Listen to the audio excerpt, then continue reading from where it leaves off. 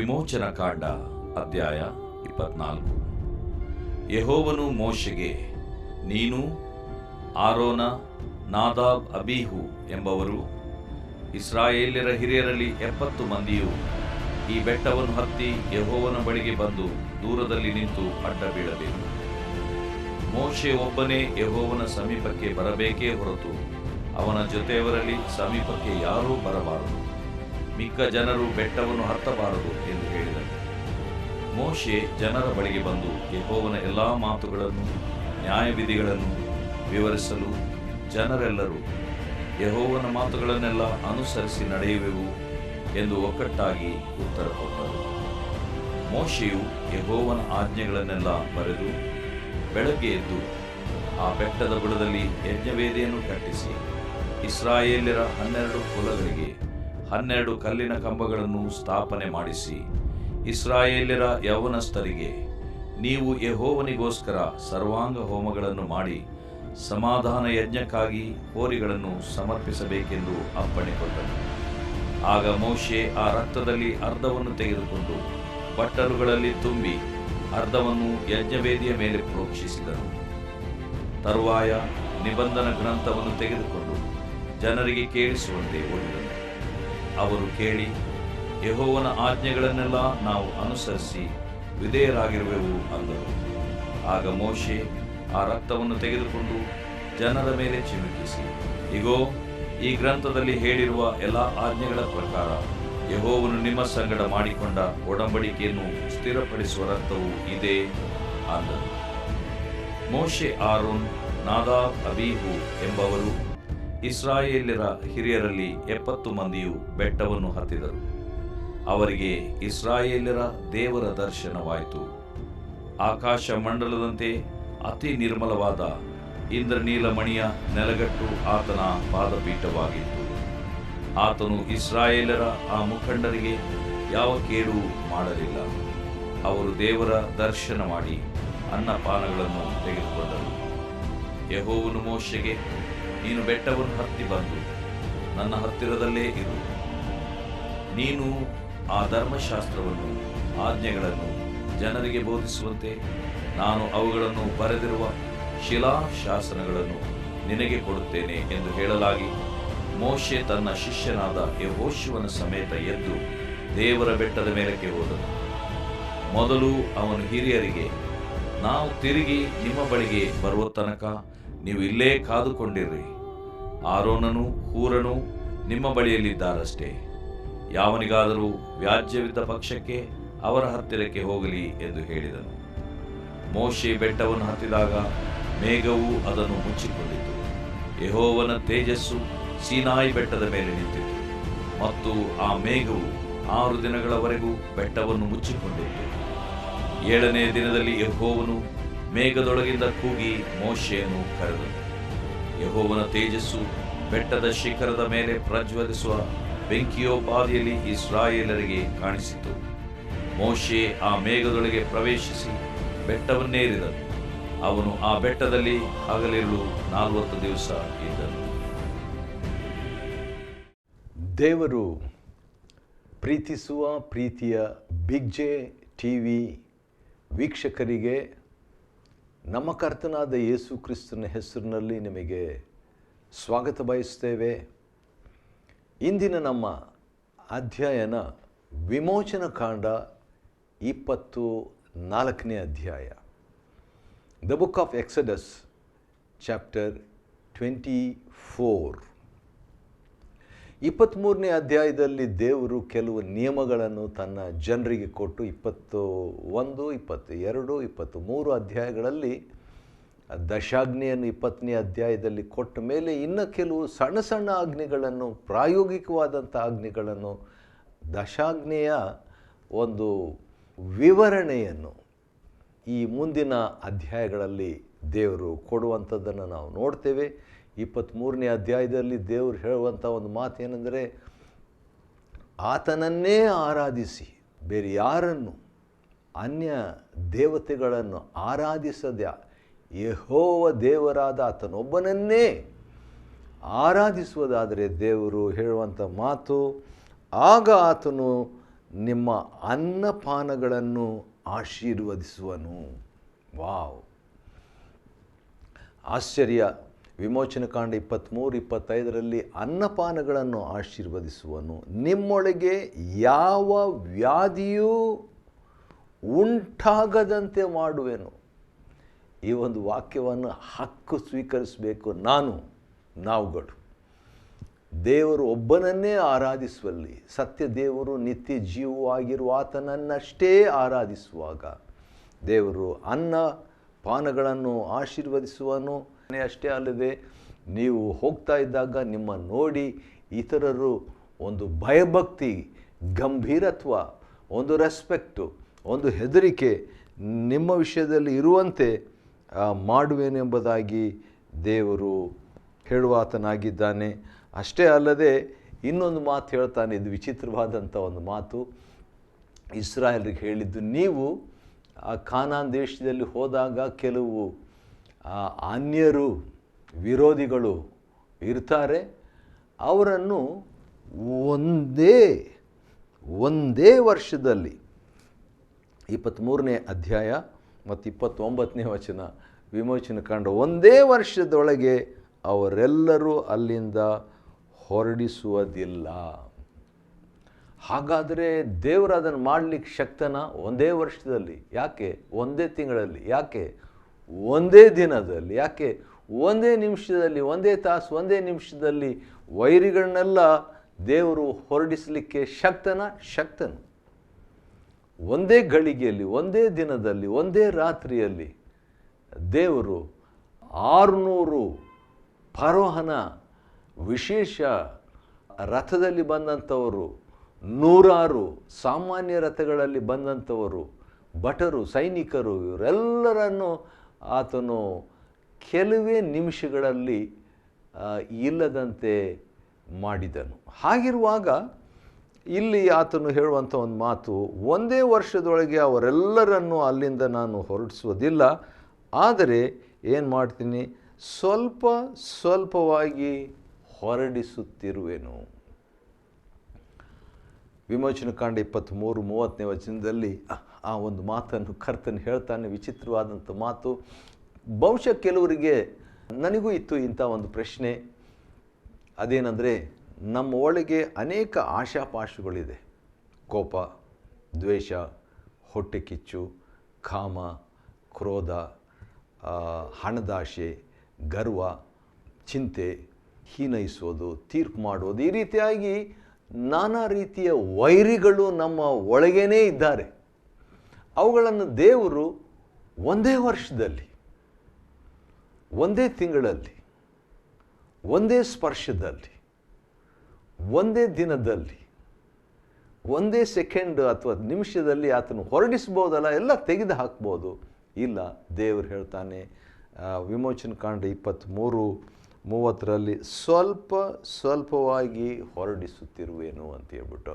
ಅವರಿಗೆ ಅವತ್ತು ಕೊಟ್ಟಂಥ ಕಾರಣ ಏನಂತ ಹೇಳಿದ್ರೆ, ಎಲ್ಲರನ್ನೂ ಹೊರಡಿಸ್ಬಿಟ್ರೆ ಪ್ರಾಣಿಗಳು ಬಂದು ದೇಶದಲ್ಲಿ, ಊರಲ್ಲಿ ಹೆಚ್ಚಾಗಿಬಿಟ್ಟು ಕಾಡು ಮೃಗಗಳು ಹೆಚ್ಚಿ ನಿಮಗೆ ತೊಂದರೆ ಕೊಡ್ತಾವೆ. ಅದಕ್ಕೆ ನಾನು ಏನು ಮಾಡ್ತೀನಿ, ಜನರು ಇರಲಿ, ಸ್ವಲ್ಪವಾಗಿ ಹೊರಡಿಸ್ತೀನಂತ. ಅವತ್ತು ಕಾರಣ ಬೇರೆ. ಇವತ್ತು ಕೂಡ ನಮ್ಮ ಆಶಾಪಾಶಗಳು, ನಮ್ಮಲ್ಲಿರುವಂಥ ಬಲಹೀನತೆ ಅಂತ ಹೇಳಬಾರ್ದು, ವೈರಿಗಳಂತ ಹೇಳೋದಾದರೆ ಒಳ್ಳೆಯದು.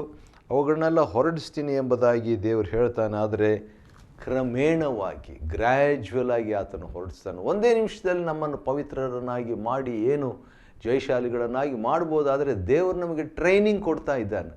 ದೇವರು ನಮ್ಮನ್ನು ಪರೀಕ್ಷಿಸ್ತಾ ಇದ್ದಾನೆ. ದೇವರು ನಮ್ಮೊಂದಿಗೆ ಸಹಕರಿಸ್ತಾ ಇದ್ದಾನೆ. ದೇವರು ನಮ್ಮ ಸ್ವತಂತ್ರ ಚಿತ್ತವನ್ನು ಅಲ್ಲಗಳೆಯೋದಿಲ್ಲ, ದಬ್ಬಾಳಿಕೆ ಮಾಡೋದಿಲ್ಲ, ಒತ್ತಾಯ ಮಾಡೋದಿಲ್ಲ. ಆತನು ನಮಗೆ ಹಾಗೆ ನಮ್ಮನ್ನು ನಡೆಸುವಾತನಾಗಿದ್ದಾನೆ. ಮತ್ತು ಪ್ರತ್ಯೇಕವಾಗಿರ್ರಿ ಎಂಬುದಾಗಿ ಹೇಳಿಕೆಯನ್ನು ನೀಡಿಬಿಟ್ಟು ಆನಂತರ 24ನೇ ಅಧ್ಯಾಯವನ್ನು ನಾವು ನೋಡಲಿಕ್ಕಿದ್ದೇವೆ. ವಿಮೋಚನಕಾಂಡ 24ನೇ ಅಧ್ಯಾಯ ನನಗೆ ವಿಮೋಚನಕಾಂಡ ಪುಸ್ತಕದಲ್ಲಿ ಭಾಳ ಫೇವರೇಟ್ ಆಗಿರುವಂಥ ಒಂದು ಅಧ್ಯಾಯ. ಯಾಕಂತೇಳಿದರೆ, ಮೋಶೆಗೆ ದೇವರು ಏನು ಹೇಳ್ತಾನೆ, ಯೆಹೋವನು ಮೋಶೆಗೆ ನೀನು 1, ಆರೋನನು 2, ನಾದಾಬನು 3, ಅಬಿಹು ಆರೋನ್ನ ಇನ್ನೊಬ್ಬ ಮಗ 5 ಜನರಾದರು. ಅದಲ್ಲದೆ 70 ಮಂದಿ ಹಿರಿಯರಲ್ಲಿ 70 ಮಂದಿ, 70 + 5 75 ಜನರಿಗೆ ದೇವರಿಗೆ ಮಾತಾಡ್ತಾನೆ. ಏನಂತ ಮಾತಾಡ್ತಾನೆ? ನೀನು ಅಂದರೆ 70 ಮಂದಿಯೂ ಈ ಬೆಟ್ಟವನ್ನು ಹತ್ತಿ ಯೆಹೋವನ ಬಳಿಗೆ ಬಂದು, ಅಂದರೆ ದೇವ್ರು ಹೇಳ್ತಾನೆ ದೇವರ ಹತ್ರ ಬನ್ನಿರಿ, ಬಂದು ದೂರದಲ್ಲಿ ನಿಂತು ಅಡ್ಡ ಬೀಳಬೇಕು. ದೇವರ ಕಡೆ ಬರಬೇಕು, ಆದರೆ ದೇವರ ಹತ್ತಿರ ಬರಬಾರ್ದು. ದೇವರ ಕಡೆಗೆ ಬಂದು ಸ್ವಲ್ಪ ದೂರ, ದೇವರಿಂದ ದೂರವಾಗಿ ನಿಂತು ಆರಾಧನೆ ಮಾಡಬೇಕು. 75 ಜನರಲ್ಲಿ ಒಬ್ಬರು ಏನು? ಮೋಶೆ ಒಬ್ಬನು. 2ನೇ ವಚನ, ವಿಮೋಚನಕಾಂಡ 24:2. ಮೋಶೆ ಒಬ್ಬನು ಯೆಹೋವನ ಸಮೀಪಕ್ಕೆ ಬರಬೇಕೇ ಹೊರತು ಅವನ ಜೊತೆಯವರಲ್ಲಿ ಯಾರೂ ಕೂಡ ಸಮೀಪಕ್ಕೆ ಬರಬಾರ್ದು. ಆರೋನು ಬರಬಾರ್ದು, ಆರೋನ್ನ ಮಗ ಮಹಾಯಾಜಕನು ಬರಬಾರ್ದು, ಮಹಾಯಾಜಕನ ಮಗನಾದಂಥ ನಾದಾಬನು ಬರಬಾರ್ದು, ಮಹಾಯಾಜಕನ ಚಿಕ್ಕ ಮಗನಾದಂಥ ಅಬಿಹು ಕೂಡ ಬರಬಾರ್ದು. ಅನಂತರ ಹಿರಿಯರು, ಇಸ್ರಾಯೇಲರ ಹಿರಿಯರು 70 ಜನರು ಬರಬಾರ್ದು. ಮೋಶೆ ಒಬ್ಬನೇ ನನ್ನ ಹತ್ತಿರಕ್ಕೆ ಬರಬೇಕು. ಹಾಗಾದರೆ ಆರಾಧನೆಯಲ್ಲಿ 2 ವಿಧವಾದ ಆರಾಧನೆ ಈ ವಾಕ್ಯ ಪ್ರಕಾರ. ದೂರ ಆರಾಧನೆ, ಡಿಸ್ಟಂಟ್ ವರ್ಷಿಪ್, ಹತ್ತಿರ ಆರಾಧನೆ, ಸಮೀಪದ ಆರಾಧನೆ. ಮೋಶೆ ಒಬ್ಬನೇ ಆ ರೀತಿಯಾಗಿ ಹತ್ತಿರಕ್ಕೆ ಬಂದು ಆರಾಧಿಸಬೇಕು. ಮಿಕ್ಕ ಜನರು ಬೆಟ್ಟವನ್ನು ಹತ್ತಬಾರ್ದು, ದೂರದಲ್ಲಿನೇ ನೀವು ಆರಾಧನೆ ಮಾಡಬೇಕಂತ ದೇವರು ಹೇಳ್ತಾರೆ. ಯಾಕೆ ಆ ರೀತಿಯಾಗಿ ಹೇಳಿದ್ದಾರೆ ಅದೆಲ್ಲ ನಾವು ಸದ್ಯಕ್ಕೆ ಯೋಚನೆ ಮಾಡೋದು ಬೇಡ. ದೇವರು ಏನು ಹೇಳಿದ್ದಾರೆ ಅದನ್ನಷ್ಟೇ ನಾವು ಯೋಚನೆ ಮಾಡೋಣ. ಮೋಶೆ ಜನರ ಬಳಿಗೆ ಬಂದು ಯೆಹೋವನ ಎಲ್ಲ ಮಾತುಗಳನ್ನು, ನ್ಯಾಯವಿಧಿಗಳನ್ನು ತಿಳಿಸ್ತಾರೆ. ಆವಾಗ ಯೆಹೋವನ ಮಾತುಗಳನ್ನೆಲ್ಲ ಅನುಸರಿಸಿ ನಡೆಯುತ್ತೇವೆ ಎಂಬುದಾಗಿ ಜನರು ಪ್ರತಿಕ್ರಿಯೆಯನ್ನು ವ್ಯಕ್ತಪಡಿಸ್ತಾರೆ. ವಿಮೋಚನಕಾಂಡ 24:3. Exodus chapter 24 verse 3. And the people responded to the words of Moses. ಮೋಶೆಯ ದೇವರ ಮಾತಿಗೆ ಪ್ರತಿಕ್ರಿಯೆ ನೀಡಿದರು. ಅನಂತರ ಮೋಶೆ ಏನು ಮಾಡ್ತಾನೆ? ಯೆಹೋವನ ಆಜ್ಞೆಗಳನ್ನೆಲ್ಲ ಬರೆದು ಬೆಳಿಗ್ಗೆ ಎದ್ದು. ನನಗೆ ಆಗಾಗ ಮೋಶೆ ವಿಷಯದಲ್ಲಿ ಒಂದು ಸಂತೋಷ ಏನಂದರೆ, ಆಗಾಗ ಬೇಗ ಏಳುವಂಥ ಒಂದು ಅಭ್ಯಾಸ ಮೋಶೆಗಿತ್ತು. ಉದಾಹರಣೆಗೆ ವಿಮೋಚನಕಾಂಡ 24:4 ಬೆಳಿಗ್ಗೆ ಎದ್ದು. ಅನಂತರ ಕೂಡ ನಾವು ಆತನ ಬಗ್ಗೆ ನಾವು ನೋಡ್ತೀವಿ ಆ ರೀತಿಯಾಗಿ. ಅನಂತರ ಅವನೇನು ಮಾಡ್ತಾನೆ? ಸರ್ವಾಂಗ ಹೋಮಗಳನ್ನು ದೇವರಿಗೆ ಮಾಡಿ ಸಮಾಧಾನ ಯಜ್ಞಕ್ಕಾಗಿ ಹೋರಿಗಳನ್ನು ಸಮರ್ಪಿಸಬೇಕಂತ ಹೇಳ್ಬಿಟ್ಟು ಅಪ್ಪಣೆ ಪಡ್ಕೊಂಡಲ್ಲ ಬಂದು. ಆಗ ಮೋಶೆ ಆ ರಕ್ತದಲ್ಲಿ ಅರ್ಧವನ್ನು ತೆಗೆದುಕೊಂಡು, ರಕ್ತ ಇದೆ, ರಕ್ತದಲ್ಲಿ ಅರ್ಧವನ್ನು ತೆಗೆದುಕೊಂಡು ಬಟ್ಟಲುಗಳಲ್ಲಿ ತುಂಬಿ ಅರ್ಧವನ್ನು ಯಜ್ಞವೇದಿಯ ಮೇಲೆ ಪ್ರೋಕ್ಷಿಸಿದನು. ಆಮೇಲೆ ಗಮನಿಸ್ರಿ ಇನ್ನೊಂದು ಆಶ್ಚರ್ಯ.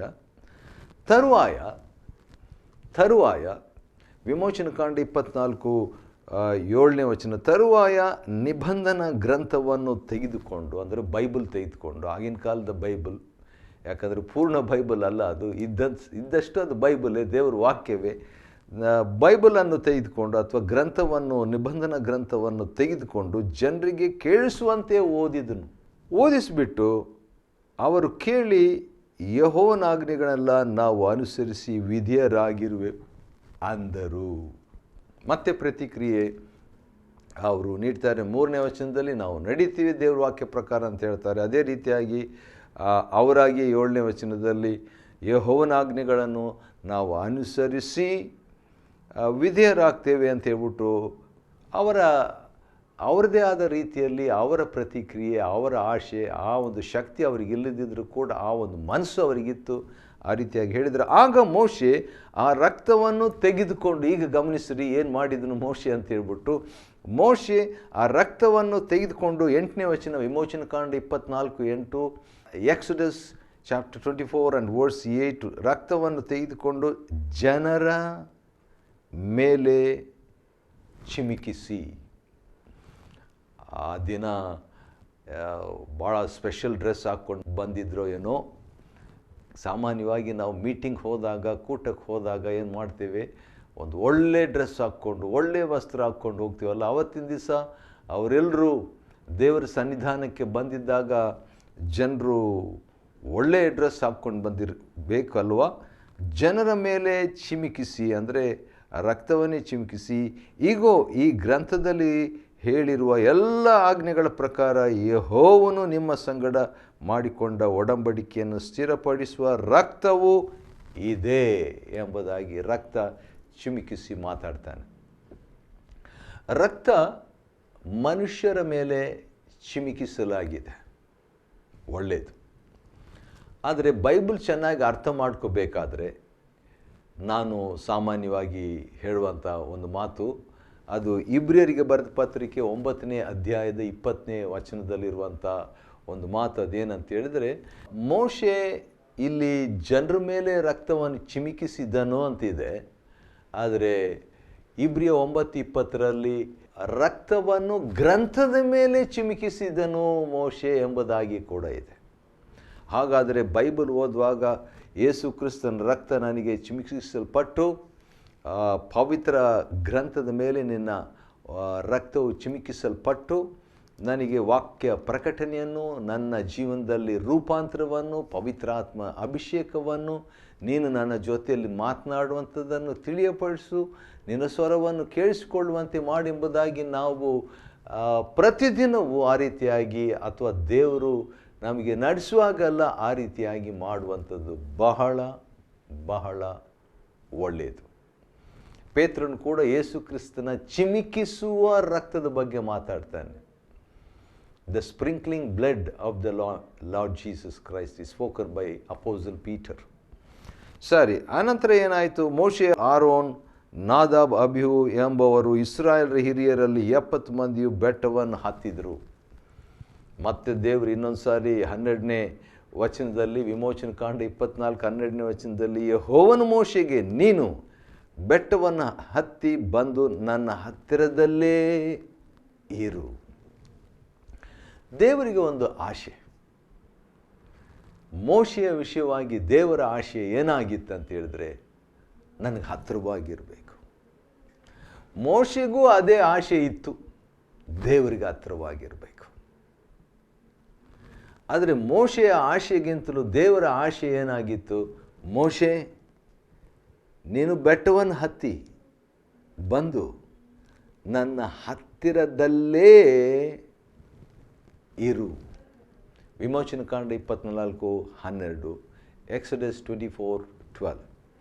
ಆ ರೀತಿಯಾಗಿ ಹೇಳಿಬಿಟ್ಟು, ನೀನು ಈ ಧರ್ಮಶಾಸ್ತ್ರವನ್ನು, ಆಜ್ಞೆಗಳನ್ನು ಜನರಿಗೆ ಬೋಧಿಸುವಂತೆ ನಾನು ಅವುಗಳನ್ನು ಬರೆದಿರುವ ಶಿಲಾಶಾಸನಗಳನ್ನು ನಿನಗೆ ಕೊಡ್ತೇನೆ ಎಂಬುದಾಗಿ ದೇವರು ಹೇಳ್ತಾನೆ. ಸರಿ, ಮೋಶೆ ಒಬ್ಬನೇ ಬರಬೇಕಂತ ಹೇಳಿದಾಗ ಮೋಶೆ ಒಂದು ಕೆಲಸ ಮಾಡ್ತಾನೆ, ಇನ್ನೊಬ್ಬರನ್ನ ಕರ್ಕೊಂಡು ಹೋಗ್ಬಿಡ್ತಾನೆ. ಯಾರು ನೋಡ್ರಿ, ವಿಮೋಚನ ಕಾಂಡ 24ನೇ ಅಧ್ಯಾಯದ 13ನೇ ವಚನದಲ್ಲಿ, ಮೋಶೆ ತನ್ನ ಶಿಷ್ಯನಾದ ಯೆಹೋಶುವನ ಸಮೇತ ಎದ್ದು ದೇವರ ಬೆಟ್ಟದ ಮೇಲಕ್ಕೆ ಹೋದನು. ದೇವರು ಹೇಳಿದ್ದು 24:1 ಮತ್ತು 2ನೇ ವಚನ 24ನೇ ಅಧ್ಯಾಯ ವಿಮೋಚನ ಕಾಂಡ 2ನೇ ವಚನದಲ್ಲಿ ನೀನು ಒಬ್ಬನೇ ಬರಬೇಕು. ಆದರೆ ಮೋಶೆ ಏನು ಮಾಡ್ತಾನೆ, ಒಬ್ಬನೇ ಹೋಗಲ್ಲ, ತನ್ನ ಶಿಷ್ಯನನ್ನು ಕರ್ಕೊಂಡು ಹೋಗ್ಬಿಡ್ತಾನೆ. ಅದನ್ನು 2 ರೀತಿಯಿಂದ ನಾವು ಅರ್ಥ ಮಾಡ್ಕೊಳ್ಬೋದು. ಒಂದು ಏನಂದರೆ, ದೇವರ ಬಗ್ಗೆ ಮೋಶೆಗಿದ್ದಂಥ ಒಂದು ಕಾನ್ಫಿಡೆನ್ಸ್, ಭರವಸೆ, ಪರವಾಗಿಲ್ಲ ನನ್ನ ಶಿಷ್ಯನನ್ನು ಕರ್ಕೊಂಡು ಹೋದರೆ ದೇವರು ಏನು ಅನ್ನೋದಿಲ್ಲ ಅನ್ನುವಂಥದ್ದು.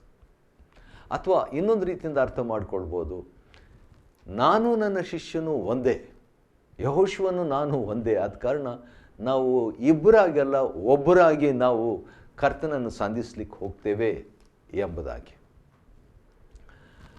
ಸರಿ, ಮುಂದೆ ಟ್ರೈನಿಂಗ್ ಆಗಿ ಮೆಂಟರ್ ಆಗಿ ಅಂದರೆ ತರಬೇತಿ ಹೊಂದಿ ಆತ್ಮೀಯ ರೀತಿಯಲ್ಲಿ ಬೆಳೆಸಬೇಕಲ್ಲ. ಆದ ಕಾರಣ ಈಗಲೇ ಯೆಹೋಶುವನನ್ನು ಕರ್ಕೊಂಡು ಹೋದನಂತ. ಏನೇ ಇದ್ದರೂ ಅವರಿಬ್ಬರು ಹೋದ್ರಂತ ನಾವು ನೋಡ್ತೇವೆ.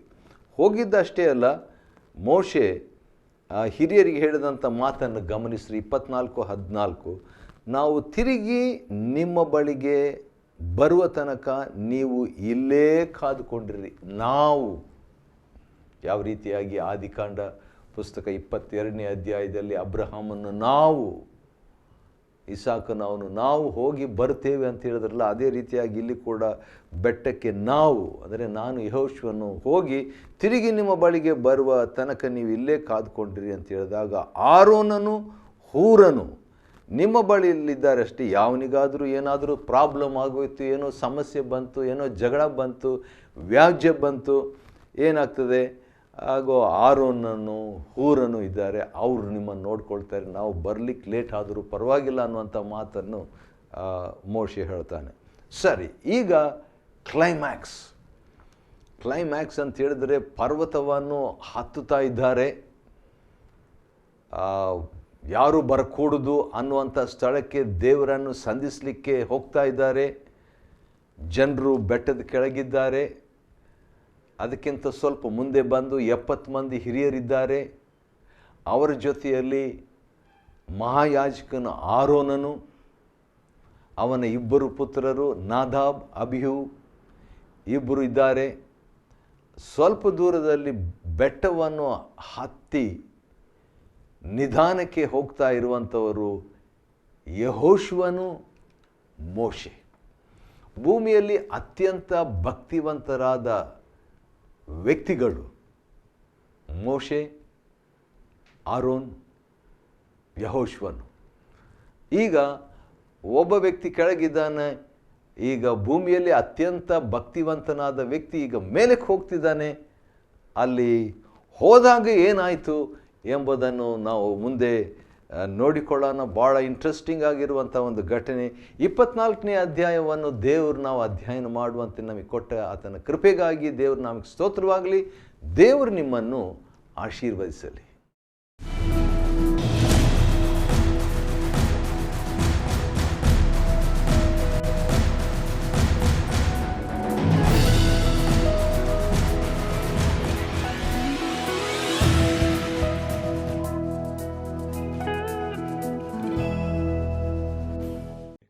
Chapter 24. And he said unto Moses, Come up unto the Lord, thou and Aaron, Nadab and Abihu, and 70 of the elders of Israel, and worship ye afar off. And Moses alone shall come near the Lord, but they shall not come nigh, neither shall the people go up with him. And Moses came and told the people all the words of the Lord, and all the judgments, and all the people answered with one voice, and said, All the words which the Lord hath said will we do. And Moses wrote all the words of the Lord, and rose up early in the morning, and builded an altar under the hill, and 12 pillars, according to the 12 tribes of Israel. And he sent young men of the children of Israel, which offered burnt offerings, and sacrificed peace offerings of oxen unto the Lord. And Moses took half of the blood, and put it in basins, and half of the blood he sprinkled on the altar. And he took the book of the covenant, and read in the audience of the people, and they said, All that the Lord hath said will we do, and be obedient. And Moses took the blood, and sprinkled it on the people, and said, Behold the blood of the covenant which the Lord hath made with you concerning all these words. Then went up Moses and Aaron, Nadab and Abihu, and 70 of the elders of Israel. And they saw the God of Israel, and there was under his feet as it were a paved work of a sapphire stone, and as it were the body of heaven in his clearness. And upon the nobles of the children of Israel he laid not his hand. Also they saw God, and did eat and drink. And the Lord said unto Moses, Come up to me into the mount, and be there. And I will give thee tables of stone, and a law, and commandments which I have written, that thou mayest teach them. And Moses rose up, and his minister Joshua, and Moses went up into the mount of God. And he said unto the elders, Tarry ye here for us until we come again unto you. And behold, Aaron and Hur are with you. If any man have any matters to do, let him come unto them. And Moses went up into the mount, and a cloud covered the mount. And the glory of the Lord abode upon Mount Sinai, and the cloud covered it 6 days. And the 7th day he called unto Moses out of the midst of the cloud. And the sight of the glory of the Lord was like devouring fire on the top of the mount in the eyes of the children of Israel. And Moses went into the midst of the cloud, and gat him up into the mount. And Moses was in the mount 40 days and 40 nights.